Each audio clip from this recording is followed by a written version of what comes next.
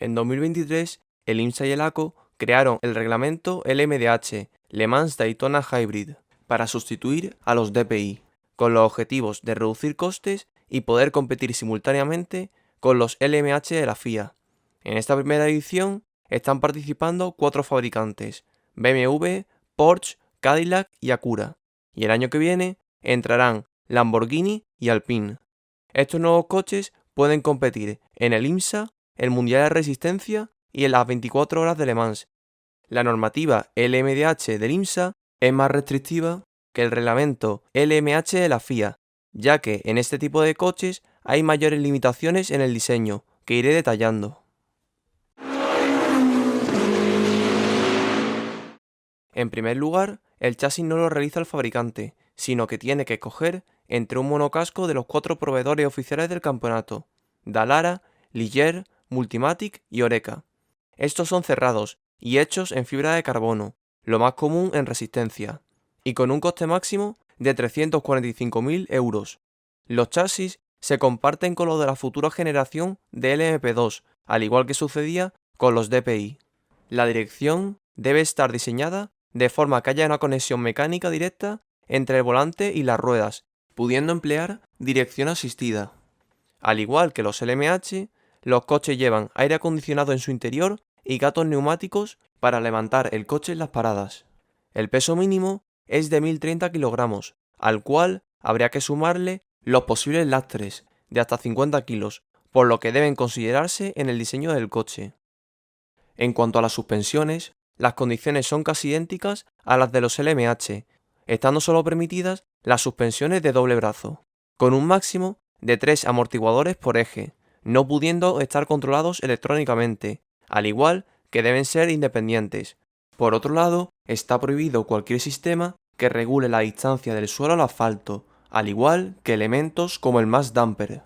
Lo que sí se permite es que el piloto pueda ajustar las barras estabilizadoras mientras va conduciendo. Las ruedas siguen prácticamente las mismas restricciones que con los LMH, con llantas de 18 pulgadas como máximo, diámetro exterior máximo de la rueda de 28 pulgadas y anchuras de 290 milímetros delante y 340 detrás. Los neumáticos son suministrados por Michelin.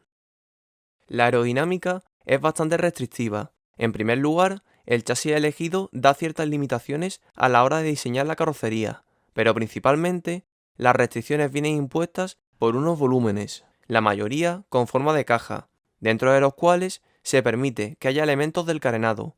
Por otro lado, se impone el uso de difusor, alerón trasero y aleta en la cubierta del motor, con especificaciones muy concretas.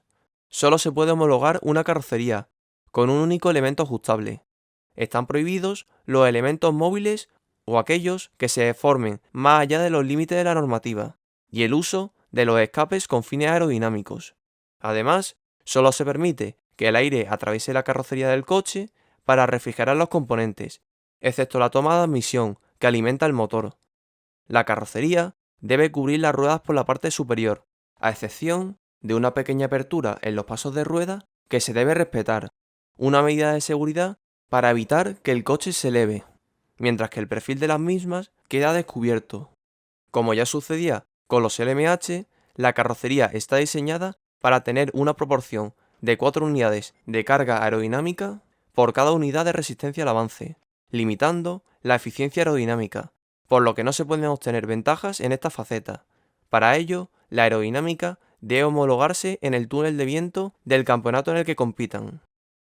Los motores de combustión siguen prácticamente las mismas limitaciones que los de los LMH, siendo diseñados por cada fabricante. Estos deben ser de 4 tiempos y de explosión, usando gasolina como combustible, y con un régimen de giro máximo de 10.000 revoluciones por minuto. El peso mínimo de este es de 180 kilos. Como ya sucedía con los LMH, hay grandes limitaciones en cuanto al uso de materiales, estando prohibidos por regla general las aleaciones de magnesio o tungsteno, y los materiales compuestos de matriz cerámica, entre otros. En cambio, hay plena libertad a la hora de elegir la cilindrada, la disposición y el número de los cilindros, y disponer de un motor atmosférico o turbo.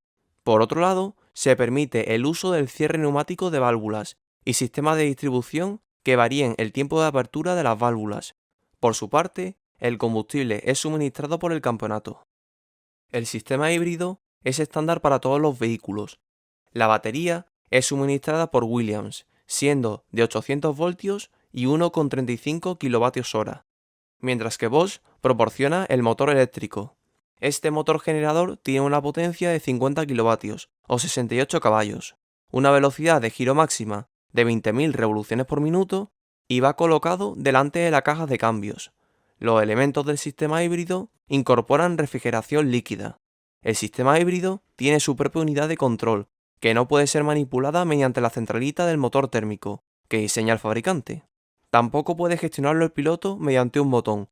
Por tanto, solo se suministra potencia eléctrica al pisar el acelerador. La electrónica es libre, siendo desarrollada por el fabricante. En cambio, hay varias limitaciones que deben respetarse. En primer lugar, existe una curva de potencia estándar que no puede superarse en ningún rango de revoluciones, tanto si actúa el motor térmico en solitario como si funciona en combinación con el motor eléctrico. Esta curva es la misma que para los LMH. Esto se controla mediante unos sensores de par instalados en el eje trasero. Por otro lado, la potencia máxima combinada es de 520 kilovatios o 707 caballos. En cuanto a la gestión del sistema híbrido, ya dijimos que a los equipos no se les permite interferir en su funcionamiento, aunque sí adaptar el motor de combustión al comportamiento del sistema híbrido en cada momento. Como ayudas a la conducción, se permite el control de tracción, pero no el ABS. En cambio, sí se puede coordinar la frenada de los frenos hidráulicos convencionales traseros con la frenada regenerativa. La transmisión de la potencia, tanto la del motor térmico como la del eléctrico, se realiza exclusivamente a las ruedas traseras. Las cajas de cambio son estándar, siendo suministradas por Xtrac. Estas son secuenciales, de 7 velocidades y accionadas por el piloto mediante levas en el volante. Los equipos solamente pueden encargar al proveedor 2 relaciones de cambio completas, pudiendo elegirlas.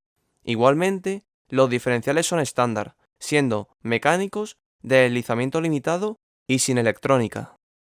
Pasemos a las homologaciones. Los coches se pueden homologar en un periodo que abarca desde el año en que se realice el trámite hasta 2027. Por una parte, hay modificaciones que pueden realizarse sin límite, siendo las de seguridad, fiabilidad, reducción de costes, reparabilidad o fin de comercialización. Sin embargo, para los cambios destinados a mejorar las prestaciones, solo hay 5 evoluciones posibles durante todo el periodo de homologación. Otra condición que se impone a los fabricantes es que, para ser considerados como tal y poder competir, deben producirse al menos 2.500 coches de calle, entre todos sus modelos. Esto impediría a pequeños constructores como Glickenhaus o Vanwall participar en la categoría, cosa que no sucede con los LMH. Al igual que sucedía con los LMH, se realiza un equilibrio de rendimiento entre los propios LMDH y junto con los LMH, para garantizar que todos tengan las mismas prestaciones. Cada prototipo tiene diferentes parámetros para conseguir ese objetivo. Para ello, se puede modificar el peso, la potencia, la energía consumida en cada stint, el tiempo de repostaje, la configuración aerodinámica o el par de frenado, entre otros. Como ya expliqué en el vídeo de los LMH, existe un tanque de energía virtual, el cual limita la energía que consume el coche en cada stint, ya provenga del motor térmico o del eléctrico. Esta cantidad de energía la decide el campeonato para cada coche, y se mide con ayuda de los sensores de par del eje trasero, que también se encargan de medir la potencia. Antes de que el coche consuma toda la energía, debe realizarse una parada en boxes, sin importar que quede en ese momento suficiente gasolina en el coche. En resumen, los LMDH son prototipos que se crean a partir de un chasis fabricado por uno de los proveedores del campeonato, mientras que el sistema híbrido y la caja de cambios son iguales para todos los coches. Sin embargo, hay libertad a la hora de diseñar el motor y la electrónica, mientras se respeten las limitaciones de potencia. La aerodinámica también la diseñan los fabricantes, aunque está más restringida que en los LMH. Debido al equilibrio de prestaciones, el coche pasa a un segundo plano, siendo la fiabilidad lo más importante a conseguir en cada prototipo. En cambio, los factores más relevantes son los pilotos, la estrategia y el equipo.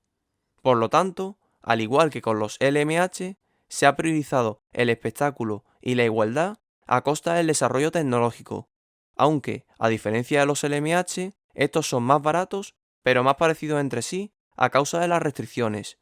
Del mismo modo, los LMDH son teóricamente inferiores a los LMH si no se aplicara el equilibrio de prestaciones, debido a que no tienen tracción a las 4 ruedas y disponen de menor potencia eléctrica. Igualmente, son inferiores en prestaciones a los anteriores LMP1 del Mundial de Resistencia y los DPI del IMSA. Espero que os haya gustado el vídeo. Como siempre, podéis dar un like, suscribíos, poner un comentario y proponer puntos a mejorar. Un saludo.